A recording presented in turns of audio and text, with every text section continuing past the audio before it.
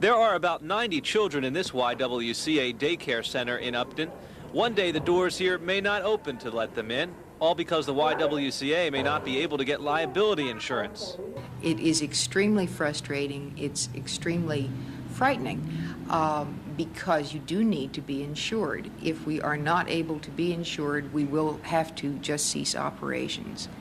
Jane Christie told me her YWCA operates homeless shelters and shelters for battered women, in addition to the 11 daycare centers.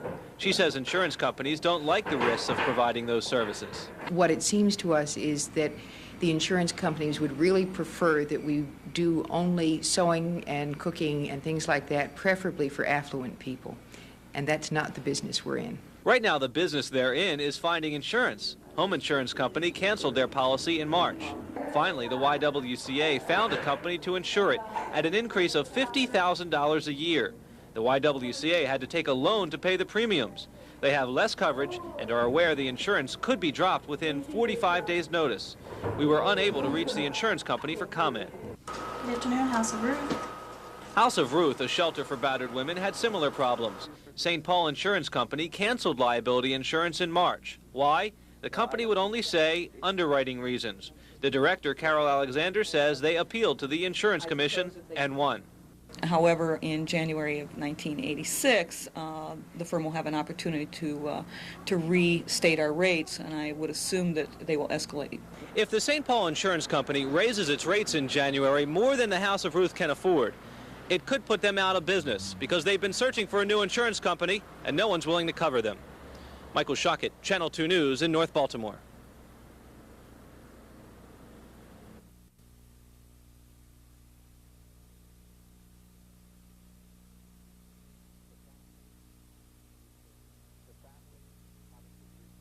The family is obviously grief-stricken, and I'm sure you can understand that it's very hard for us to say anything right now.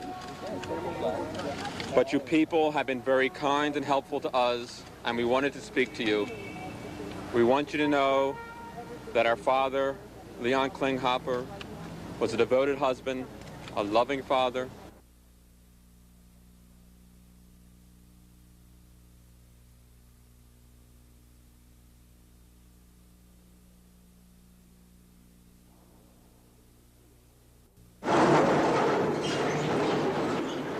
Making steel is no work for wimps. It is hot and hard and dangerous and difficult.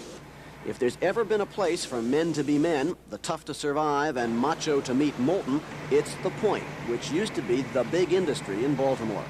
Shift after shift of lunch pail carrying native sons would work from high school to retirement, turning ore into iron and then iron into steel. They provided the skeletons of America's growth, and when the heat was on, when liquid metal had to be poured and pushed and sold, our guys were there. But now there's a problem. This may be the steelworker of the future, this man and his Japanese and German and Korean counterparts. When I came down here, it was about 30,000 people working down here. Now they got about 8, 9. The man is right. Sparrows Point employed 30,000 people in 1959. By 1979, the workforce had shrunk to 19,000, and today there are 8,900.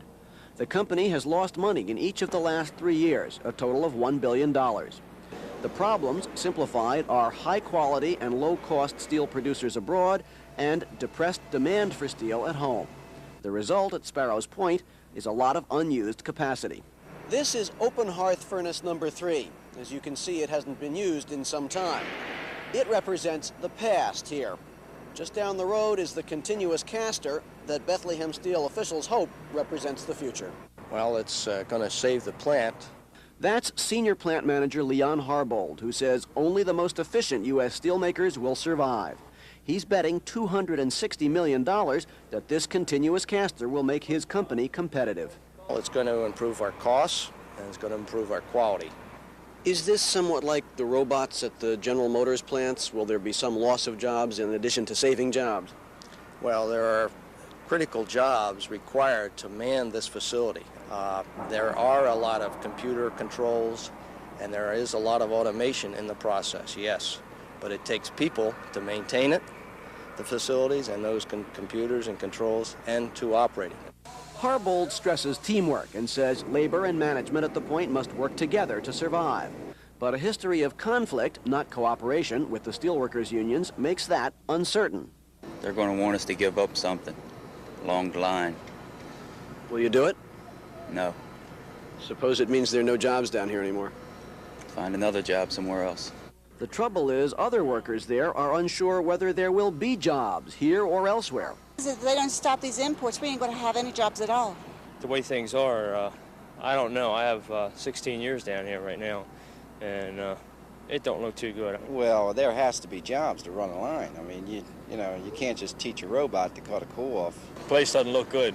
Ted Baldwin is a spokesman for the company. Will Bethlehem Steel ever again be the biggest employer in Baltimore? Probably not the biggest, Andy, but we expect to be here a long time and continue to make steel here in Maryland. It would be hard to imagine Sparrows Point without them. I'm Andy Barth, Channel 2 News.